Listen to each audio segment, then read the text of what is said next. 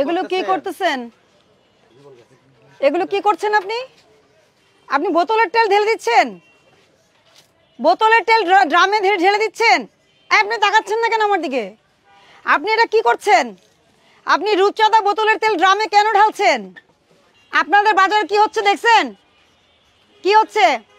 বোতলের তেল সব ড্রামে ঢেলে ফেলতেছে। কতগুলো বোতল এগুলো? বোতলের তেল সব ড্রামে ঢেলে ফেলছে। আপনার নাম কি? হ্যাঁ, আরশেদ। আপনি মালিক? উনি মালিক? আপনার নাম কি? এদিকে আসেন। 380 টাকাও রাখছে আবার। আপনার এটা কত দাম নিয়েছেন?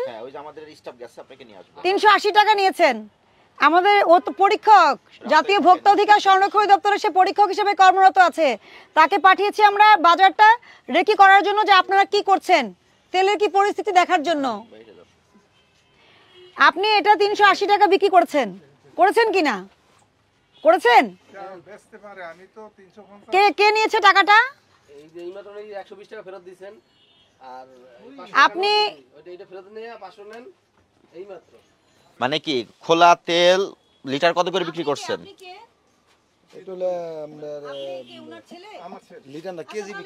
কত করে কেজি বিক্রি করেন? 200 টাকা। আর এটা কিনেছেন আপনি, এটা কত করে পড়েছে? 175 টাকা।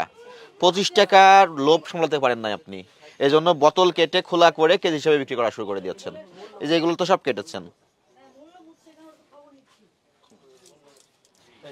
শুধু 40 ধারায় আপনি অতিরিক্ত মূল্যে পণ্য বিক্রি করেছেন, 50,000 টাকা জরিমানা, 1 বছরের জেল। আর আপনি এখন যে কাজটা করছেন, মোড়কজাত তেল আপনি ড্রামে ঢেলে ফেলতেছেন, এরপরে বলবেন যে কোম্পানি তেল দেয় না। এটা বলবেন কিনা আপনি? আপনারা তো এগুলোই করছেন। আমাদের কাছে তথ্য আছে, আমরা তথ্যের ভিত্তিতে আসছি। 350 টাকার তেল 380 টাকা বিক্রি করেছেন, এটা প্রথম অপরাধ। দ্বিতীয় অপরাধ, আপনি প্রতিশ্রুতি অনুযায়ী পণ্য সরবরাহ করছেন না বাজারে। আপনি বোতলজাত তেল কিনে এনে সেটা ড্রামে ঢেলে বেশি মূল্যে বিক্রয় করছেন, এবং আপনি মালিক এখানে বসে আছেন, আপনি বলছেন আপনি জানেন না। এটা হতে পারে না। আপনার ছেলে কিন্তু ব্যাখ্যা দিয়ে দিয়েছে কেন করেছে। ভোক্তা অধিকার সংরক্ষণ আইন অনুযায়ী অপরাধ সংগঠিত হওয়ায় এই প্রতিষ্ঠান কি করেছে? অতিরিক্ত মূল্যে তেল বিক্রয় করেছে, এবং কি করেছেন আপনারা? বোতলের তেল ড্রামে ঢেলে দিয়েছেন। সেই জন্য আপনাদেরকে 45 ধারা এবং 40 ধারা অনুযায়ী 50,000 টাকা জরিমানা আরোপ করা হয়েছে, এবং আপনার প্রতিষ্ঠান সাময়িক বন্ধ করা হচ্ছে। সাময়িক বন্ধ করা হচ্ছে, আপনাদেরকে শুনানির নোটিশ দেওয়া হচ্ছে। আপনারা আগামীকাল অফিসে উপস্থিত হয়ে একটা উপযুক্ত ব্যাখ্যা দিবেন, এবং আপনারা যেখান থেকে বেশি দামে কিনেছেন, আপনারা দাবি করেছেন, ওগুলোর উপযুক্ত প্রমাণক সাবমিট করবেন। তারপর আমরা সিদ্ধান্ত নিব যে আপনার প্রতিষ্ঠান খুলে দিব কিনা।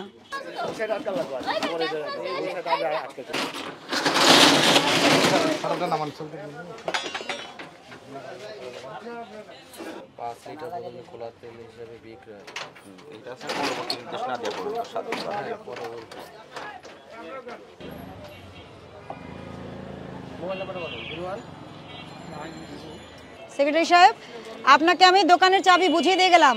কালকে শুনানি হবে, যদি ওনারা যান। শুনানি হলে শুনানির পরে যদি মনে হয় ওনাদের উত্তর সন্তোষজনক, তাহলে খুলে দেওয়া হবে, আর না হলে আমরা পরবর্তী স্টেপে যাব। ঠিক আছে?